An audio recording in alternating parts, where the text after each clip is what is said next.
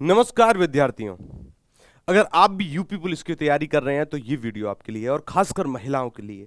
महिलाओं को बहुत ज्यादा डर लगता है कि सर हमारी नाइट में ड्यूटी लगेगी, हम कैसे पुलिस कांस्टेबल की ड्यूटी कर पाएंगे।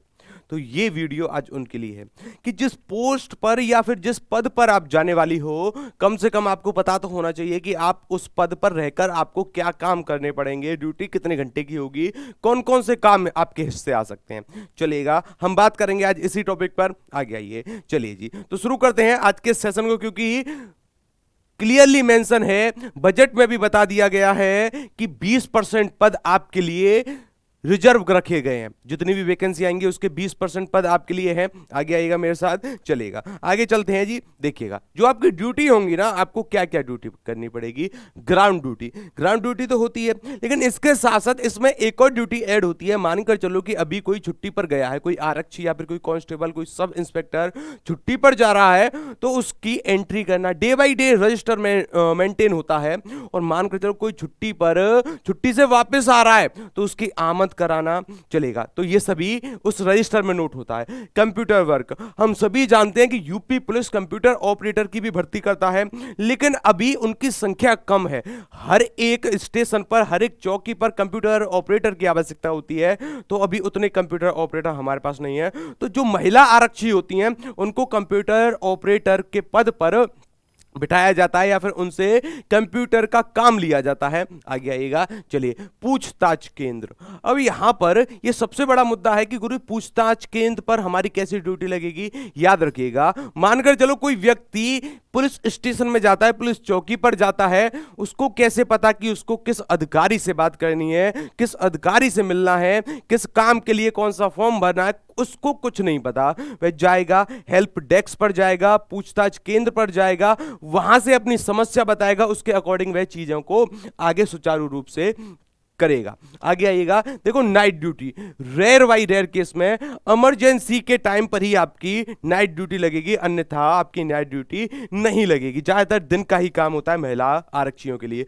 पहरा देना, अब पहरा कैसे देना, ठीक है, पहरे का जो काम होता है ना, हमेशा दिन में ही होता है, जैसे गश्त करना या फिर दिन की गश्त करना, ये सभी इसी में शामिल है। Night rare by rare case में इमरजेंसी के टाइम पर ही आपकी नाइट में ड्यूटी लगेगी। अब देखो, बलात्कारी पीड़िता की मेडिकल जांच में आपकी ड्यूटी लग सकती है, क्योंकि मानकर चलो कोई बच्ची है जिसका रेप हुआ है, अच्छा, तो अगर वे पुरुष कांस्टेबल के साथ या फिर जो मेन कांस्टेबल है उनके साथ कंफर्टेबल नहीं रहेगी, अपनी आप बीती नहीं बता पाएगी, अगर उसी के साथ उसके साथ कोई महिला कांस्टेबल है तो वह उसको आसानी से अपनी सारी बातें बता देगी, मेडिकल जांच में भी सहायता करेगी, चलेगा। तो बलात्कारी या फिर जो बलात्कार से पीड़ित है जो महिला या फिर कोई बच्ची, उसकी मेडिकल जांच कराने में आपकी आवश्यकता पड़ती है, आपकी ड्यूटी लगाई जाती है। अच्छा, वीआईपी ड्यूटी कैसी होती है। वीआईपी ड्यूटी, मानकर चलो कोई वीआईपी पर्सन है, कोई नेता है, उसकी सुरक्षा के लिए आपकी ड्यूटी लगाई जा सकती है। थोड़ा सा और आगे आइएगा, चलिए जी, मैं आपको थोड़ा सा और आगे लेकर चलता हूं। बैंक ड्यूटी, अब बैंक ड्यूटी कैसे लगती है, जैसे हम कई बार बैंक जाते हैं, हमने एक बैंक के गेट पर या फिर बैंक के अंदर कई बार महिला कांस्टेबलों को तैनात देखा होगा, क्योंकि बैंक में क्या है, मान के चलो कोई महिला से छेड़छाड़ कर दे या फिर कोई बैंक की सुरक्षा को लेकर काम हो, तो वहां पर आपकी ड्यूटी लगा सकती है। आगे आइएगा, चलिए, हमराही ड्यूटी। अब ये हमराही ड्यूटी क्या होती है, देखो ये ड्यूटी वो है, मानकर चलो कि आपके एसएचओ साहब किसी गांव के दौरे पर गए, गांव के दौरे पर गए तो उनके साथ आपको भेजा जा सकता है, उनके साथ आपकी ड्यूटी लगा दी जाएगी। आगे आइएगा, डायल 100, डायल 100, जैसे कहीं पर कोई बात हो गई, कोई झगड़ा हो गया, तो लोग फटाफट से 100 नंबर पर कॉल लगाते हैं, जो फोन उठाते हैं, जो आगे कार्रवाई करते हैं, डायल 100 की टीम जो होती है, वहां पर आपकी ड्यूटी लगाई जा सकती है। आगे आइएगा, दबिश में ड्यूटी, मान के चलो किसी मूल्य कोई अपराधी है, उसके घर पर दबिश करनी है, तो मान के चलो कोई महिला अपराधी है, तो महिला अपराधी के लिए महिला कांस्टेबल की आवश्यकता होती है, वही उसको अरेस्ट कर सकती है, वही उसकी सारी कार्रवाई आगे सुचारू रूप से कर सकती है। लेकिन अगर महिला अपराधी को कोई पुलिस कांस्टेबल या फिर कोई आदमी गिरफ्तार करता है तो ये तो प्रावधान ही नहीं है, ये तो नहीं है। अच्छा, तो महिला अपराधी के लिए महिला कांस्टेबल की आवश्यकता होती है या फिर महिला दरोगा की आवश्यकता होती है, ये चीज आपको जाननी है, यहां पर आपकी ड्यूटी लग सकती है। अच्छा, महिला थाने में ड्यूटी लग सकती है। अब कई ऐसे थाने होते हैं जो सिर्फ और सिर्फ महिला के द्वारा संचालित होते हैं, महिलाओं के लिए ही होते हैं, तो वहां पर आपकी ड्यूटी लगाई जा सकती है। आगे आइए, महिला अपराधी के साथ ड्यूटी आपकी लग सकती है। मानकर चलो कि जेल से किसी महिला अपराधी की पेशी कोर्ट में है, तो अगर महिला अपराधी, उनके साथ आपकी ड्यूटी लगाई जा सकती है कि महिला अपराधी को लेकर जाना, लेकर आना, उनके साथ आपकी ड्यूटी लग सकती है। और क्या है भाई, ट्रेनिंग सेंटर पर ड्यूटी लग सकती है। ट्रेनिंग सेंटर पर भी, जहां पर आरक्षियों की ट्रेनिंग होगी, जैसे आप आरक्षी बन के जाओगे, आरक्षी अर्थात कांस्टेबल बनकर जाओगे, तो उस ट्रेनिंग सेंटर पर भी आपकी ड्यूटी लगाई जा सकती है। देखभाल के लिए या फिर जो भी अलग अलग प्रकार के काम होते हैं, ज्यादा टफ जॉब नहीं है। मैं फिर से कह रहा हूं, महिलाओं को ज्यादा परेशान होने की आवश्यकता नहीं है। जो महिलाएं है ना, ज्यादातर इसको लेकर बहुत सीरियस होती हैं कि सर नाइट ड्यूटी, नाइट में हम कैसे काम कर पाएंगे। याद रखिएगा, ये इमरजेंसी के टाइम पर ही होती है।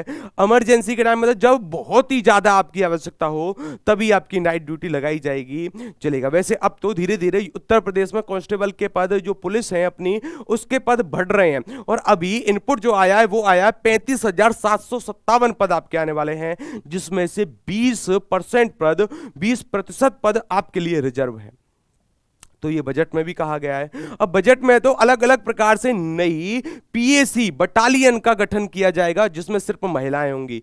याद रखिएगा, आज से पहले, अब से पहले पीएससी में महिलाओं के लिए कोई प्रावधान नहीं था, लेकिन अब होगा 3 जिलों में आपकी महिला बटालियन नियुक्त करी जाएंगी, ठीक है ना। तो 3600 से भी अधिक पद हैं, तो वो सब पद को मिलाकर टोटल 35,000 से अधिक पद हैं जो कि आपके आने वाले हैं। तैयारी को थोड़ी सी गति देने की आवश्यकता है अब, क्योंकि अब ज्यादा समय नहीं है आपके पास, कभी भी नोटिफिकेशन आ सकता है और उसके 2-3 महीने बाद ही आपकी परीक्षा हो सकती है।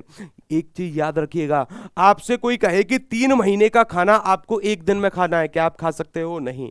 तो जो तैयारी होती है ना, वो रेगुलर बेसिस पर होती है, डे बाई डे होती है कि आज हमको ये पढ़ना है, आज हमको ये पढ़ना है, आज हमको ये पढ़ना है। आज से ही अपनी तैयारी को स्टार्ट करिएगा। अगर जो भी बच्चे अभी तक सजग नहीं है, ठीक है ना, अगर आपको हिंदी पढ़नी है, हिंदी क्या, अगर आपको कोई भी सब्जेक्ट पढ़ना है, तो रिजल्ट गुरु आपके लिए बिल्कुल फ्री में क्लासेस करा रहा है। सुबह 8 बजे से क्लासेस शुरू हो जाती हैं और पूरी नाइट क्लास चलती हैं। अगर बात करी जाए हिंदी की, तो हिंदी आपकी शुरू होती है सुबह 10 बजे।